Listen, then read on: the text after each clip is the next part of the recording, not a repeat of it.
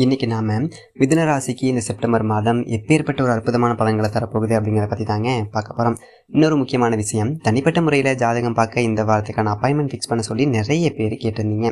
நம்ம கண்டினியூவாக இப்போலாம் வீடியோவில் கொடுத்துட்டு தாங்க இருக்கோம். எப்போதுமே 500 ரூபாய்க்கு மேலாகும் ஒரு ஜாதகம் பார்க்க. ஆனால் இந்த ஒரு மாதம் வெறும் 99 ரூபாய்க்கு மட்டும் தெளிவாகவும் விளக்கமாகவும் ஜாதகம் பார்த்து தரப்படுங்க. தாழ்மையான வேண்டுகோள், இந்த நம்பருக்கு ஃபோன் கால் எதுவும் பண்ண வேணாங்க. ஜஸ்ட்டு உங்கள் வாட்ஸ்அப்பில் இருந்து மெசேஜ் அனுப்பினாலே போதும். உங்களுக்கு தேவையான அனைத்து டீட்டெயிலுமே நம்ம டீமில் இருக்கிறவங்க கொடுத்துருவாங்க. அப்பாயின்மெண்ட் டேட் மற்றும் டைம் ஃபிக்ஸ் பண்ணதற்கு பிறகு அந்த நேரத்தில் நான் உங்களுக்கு ஃபோன் கால் பண்ணி ஜாதகம் பார்த்த பலன்கள் அப்படிங்கிறத சொல்லிடுவேங்க. அது மட்டும் இல்லாமல் நீங்கள் ஒரு வாட்ஸ்அப்பில் ஒரே ஒரு மெசேஜ் மட்டும் பண்ணாலே போதுமானதுங்க. அதுக்கப்புறம் நிறைய பேர் கேட்குறாங்க எவ்வளோ நேரம் ஆகும்னு சொல்லிட்டு. ஃபஸ்ட்டு நாம் ஜாதக கட்டத்தை பார்த்து ஜனன கால பலன்கள் அப்படிங்கிறத சொல்லிடுவோம். அதற்கு பிறகு இப்போ இருக்கக்கூடிய கிரகங்கள் அடிப்படையில் பலன்கள் அப்படிங்கிறத சொல்லிடுவோம். அதற்கப்புறமா உங்களுக்கு இருக்கக்கூடிய சந்தேகங்கள், கேள்விகள் இதெல்லாம் நீங்கள் கேட்கலாங்க. கடைசியாக எளிமையான பரிகாரங்கள் அப்படிங்கிறதையும் நம்ம சொல்லிடுவோம். இதில் இருந்தே உங்களுக்கு எல்லா டீட்டெயிலும் கிடைச்சிடும். கடைசியில் ஜாதகம் இல்லைனாலும் ஜஸ்ட்டு பிறந்த தேதி, நேரம், பிறந்த இடம் மட்டும் சொன்னாலே போதுங்க. நாங்கள் ஜாதகம் பார்த்து பலன்கள் அப்படிங்கிறத சொல்லிவிடுவோம். ஜஸ்ட் நீங்கள் வாட்ஸ்அப்பில் மெசேஜ் மட்டும் பண்ணாலே போதும். சரி வாங்க, இந்த வாரத்துக்கான நம்ம இந்த ஒரு மாதத்துக்கான வீடியோ அப்படிங்கிறத நம்ம போகலாம். 2024 வருடத்தோட ஆகஸ்ட் மாதம் முடிஞ்சு செப்டம்பர் மாதம் தொடங்கிடுச்சு.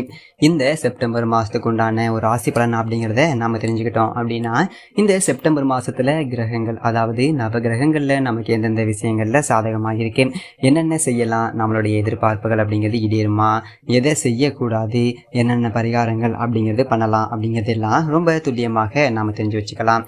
இந்த மாதத்தோட கிரகங்கள் அப்படிங்கிறத நாம் துல்லியமாக பார்த்தோம் அப்படின்னா தான் பலன்கள் அப்படிங்கிறத சொல்ல முடியும். அந்த ஒரு வகையில் கிரகங்களுடைய ராஜா சூரியன் சிம்ம ராசியில் தன்னுடைய சொந்த வீட்டில் ஆட்சியில் இருந்துக்கிட்டே 17ஆம் தேதி அன்னைக்கு கன்னிராசிக்கு போகிறாரு. பூமிக்காரகன் செவ்வாய் மாதம் முழுக்க மிதுன ராசியில் இருக்கார். புத்திக்காரகன் புதன் சிம்மத்தில் இருந்து 19ஆம் தேதி கன்னிக்கு போகிறாரு. அதே மாதிரி சுக்கிர பகவான் கன்னி ராசியில் இருந்து 19ஆம் தேதி துலாம் ராசிக்கு போகிறாரு. குரு பகவான் ரிஷப ராசியில் இருக்காரு. சனி பகவான் கும்பராசியில் தன்னுடைய சொந்த வீட்டில் ஆட்சியாகவும் வக்ரமாகவும் இருக்காரு. ராகு மீன ராசிலையும் கேது கன்னிராசிலையும் இருக்காங்க. இதுதான் இந்த மாதத்துக்கு உண்டான ஒரு கிரக அமைப்புகள் அப்படிங்கிறது. இந்த கிரக நிலைகள், ராசி மாற்றங்கள், இந்த வக்ரம், இது எல்லாம் சேர்ந்து இந்த செப்டம்பர் மாதத்தில் உங்களுக்கு என்னென்ன பலன்கள் அப்படிங்கிறத கொடுக்க போகுது அப்படிங்கிறத பார்த்துடலாம். மிதுன ராசி நேயர்களே, உங்களுக்கு இந்த செப்டம்பர் மாதம் அப்படிங்கிறது எப்படி இருக்குது அப்படி சொல்லிட்டு பார்த்தோம் அப்படின்னா, மிதுன ராசியை பொறுத்த வரைக்கும் கிரகங்கள் அப்படிங்கிறது எல்லாமே ஓரளவுக்கு ஒரு சாதகம் அப்படிங்கிற மாதிரி தான் இருக்குது. ஆனால் பெருசாக ஒரு நன்மைகள் அப்படிங்கிறது எதுவும் நடக்கலையே. எல்லா கிரகங்களும் நல்லா இருக்க மாதிரி தான் ஜோசியர் இருக்குது. ஆனால் படாத பாடுபடுறேன். அஷ்டம சனி காலகட்டத்தில் நான் எவ்வளோ ஒரு கஷ்டப்பட்டனோ அதே ஒரு கஷ்டம் இன்னும் வந்துக்கிட்டே இருக்குது. என்ன பண்ணுறதுனே தெரியலை அப்படிங்கிற மாதிரி தான் கடந்ததொரு மாதம் அப்படிங்கிறது ஓடி இருக்கும். இப்போது நடப்பு அப்படிங்கிறதும் அப்படி தான் இருக்குது. என்ன காரணம் அப்படின்னு சொல்லி கேட்டிங்க அப்படின்னா, ராசிக்கு 8, 9 இந்த 2 வீட்டுக்கு அதிபதியான சனி பகவான், சூரிய பகவான், இவங்க 2 பேரும் ஒருத்தர் பார்த்துக்கிறாங்க. சனி 8க்கு 9க்கு அதிபதி, சூரியன் 3க்கு அதிபதி. இது எல்லாருமே ஒருத்தருக்கு ஒருத்தர் 2 பேரும் பார்த்துக்கிறது அப்படிங்கிறது ஒரு பெரியதொரு பிரச்சனையை கொடுக்கக்கூடிய ஒரு அமைப்பு தான். பகை கிரகங்களுடைய ஒரு பார்வை அப்படிங்கிறது அவ்வளோ ஒரு நல்லது கிடையாது. அது நம்மளை போட்டு வாட்ட தான் செய்யும். அந்த சொத்து பாக பிரிவினை செஞ்சோம் அப்படின்னா நமக்கு சொத்து கிடைக்காம போயிடும். ஆளுக்கு ஒரு 10 அடி கூட எடுத்துக்கிட்டு நமக்கு ஒரு 10 அடியை குறைச்சி கொடுத்துருவாங்க. இல்லைனா முன்னாடி பாகத்தை மற்றவங்க எடுத்துக்கிட்டு நமக்கு பின்னாடி பாகத்தை கடைசியில் தள்ளி விட்டுருவாங்க. ஒரு சந்துக்குள்ளே போகிற மாதிரி இருக்கும். அதனால் இந்த சொத்து பாக பிரிவினை அப்படிங்கிறது முயற்சி செய்ய வேணாம். அதே போல் சகோதரர்கள் அப்படிங்கிறவங்க நம்மளை ஏமாத்துறாங்களோ அப்படிங்கிற ஒரு சந்தேகம் அப்படிங்கிறது உங்களுக்கு இருக்கும். நம்ம அவங்க நல்லா இருக்கணும் அப்படின்னு தான் நினைக்கிறோம். ஆனால் நம்மளையே இப்படி முதுகில் குத்துறாங்களே அப்படின்னு சொல்லிட்டு கொஞ்சம் சகோதரிகளுக்குள்ள மனஸ்தாபம் அப்படிங்கிறது இருக்கும். அதால் பாதிக்கப்பட்ட நபராக நீங்கள் இருப்பீங்க. உங்களுடைய கோபம், உங்களுடைய வருத்தம், இது எல்லாமே நியாயமானதாக தான் இருக்கும். ஆனால் அதை காது கொடுத்து கேட்கக்கூடிய உறவுகளில் ஆள் இருக்க மாட்டாங்க. எல்லாமே அவங்க பக்கம் தான் நின்று பேசுவாங்க, அவங்க பக்கம் பேசுகிறதுக்கு ஆள் இருக்காது. அதனால் கூடுமான வரைக்கும் சொத்து பாகம் பிரிக்கிறது இல்லை இந்த மாதத்தில் எதுவும் வச்சுக்க வேணாம். ஏதோ ஒரு காரணத்தை சொல்லி வாழ்க்கை விட்டுருங்க, அப்புறம் பேசிக்கலாம். ஏன்னா இந்த சனி சூரியன் பார்வை அப்படிங்கிறது 17 நாளைக்கு இருக்கும். இந்த 17 நாளுமே முல்லை கடத்தணும். அதை கடத்திட்டீங்க அப்படின்னா அதன் பிறகு வரக்கூடிய ஒரு நாட்கள் அப்படிங்கிறது உங்களுக்கு ஓரளவுக்கு சாதகமாக இருக்குது. ஒரு பேச்சுவார்த்தை அப்படின்னு உட்காந்தா கூட ஊரில் 4 பேர் பெரிய மனுஷன், அப்பா பாவம்ப்பா, என்னப்பா அவனுக்கு அங்கே ஒன்று தள்ளுறீங்க, அவன் 10 அடி கூட தருங்கப்பா அப்படின்னு சொல்லிட்டு நம்ம பக்கம் உள்ள நியாயத்தை பேசுவாங்க. இப்படி சொத்து விஷயம் மட்டும் இல்லை, ஆஃபீஸ்லேயே இருந்தாலும் சரி, ஒரு ஆஃபீஸில் வேலை செஞ்சிட்ருக்கோம். நம்ம தான் மாடு மாதிரி வேலை செய்வோம். மேல் மட்டத்தில் இருக்கக்கூடிய அதிகாரிகள் நம்ம பக்கம் நிற்க மாட்டானுங்க. எவனாவது ஓபி அடிச்சுட்டு காக்கா பிடிச்சிக்கிட்டு அவனை அலைவான், அவன் பக்கம் தான் நிற்பாங்க. நமக்கும் அவங்களுக்கும் ஒரு சின்னது ஒரு மனஸ்தாபம் அப்படின்னு இருந்தால் கூட நம்மளை சத்தம் போடுறது இந்த மாதிரி தான் இருக்கும். அதனால் குடும்பம் வரைக்கும் ஒரு 17 நாளைக்கு ரொம்ப ரொம்ப கவனமாக இருந்துக்கணும். தான் சார்ந்த விஷயங்களில் எந்த ஒரு முக்கியமான முடிவுகள், சுபகாரிய பேச்சுவார்த்தைகள் அப்படிங்கிறது எதுவுமே இந்த ஒரு 11 நாளைக்கு அப்படிங்கிறது வேண்டாம். அதே மாதிரி இந்த மாதம் தொடங்கி முடிகிற வரைக்கும் செவ்வாய் உங்களுடைய ராசியில் இருக்கார். இது வந்துட்டு உங்களுக்கு ஒரு தைரியத்தை கொடுக்கும். ஏன்னா செவ்வாய் அப்படின்னாலே தைரியம்.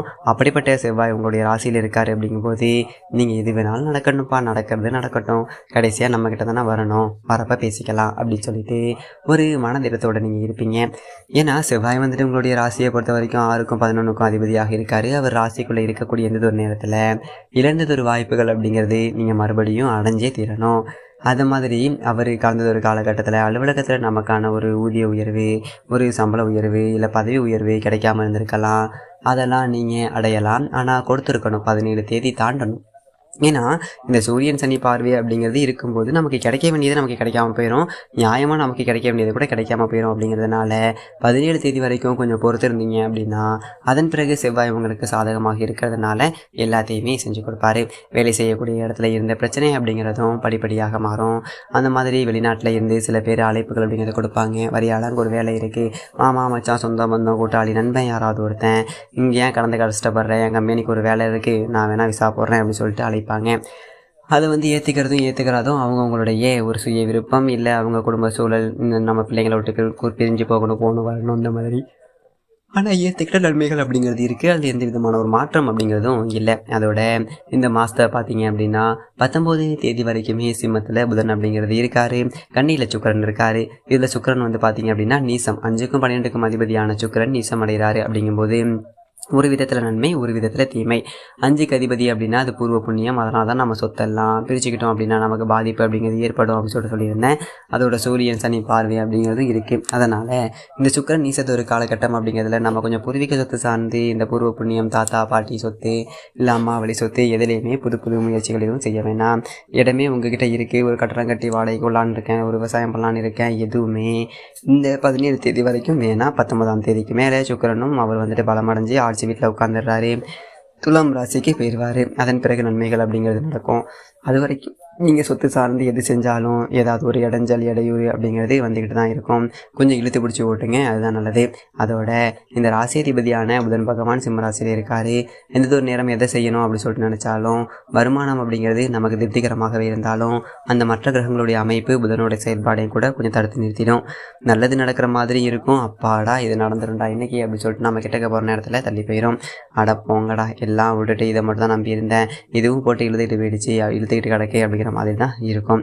19ஆம் தேதி அவரும் போயிட்டு ஆட்சி பெற்று உட்கார்ந்துட போகிறாரு.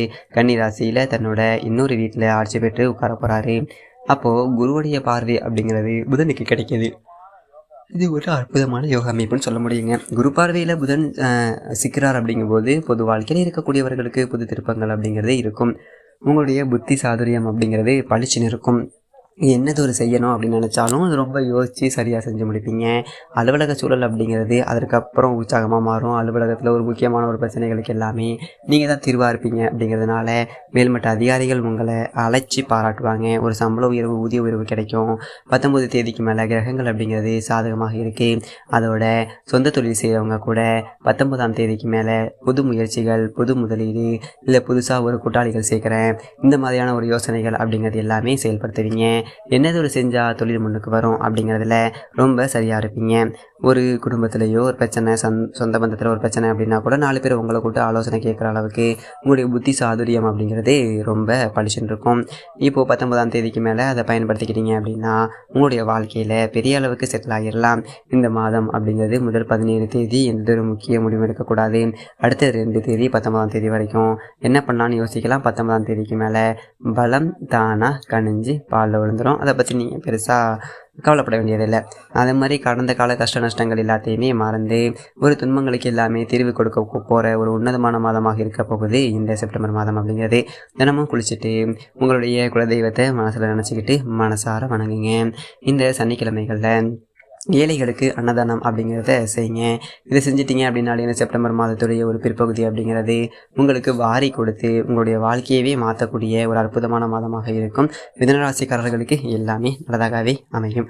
ஸோ தைரியமாக இருங்க. இது ஒரு அற்புதமான ஒரு அருமையான ஒரு மாதம். சரிங்களா? ஓகே, நன்றி, வணக்கம்.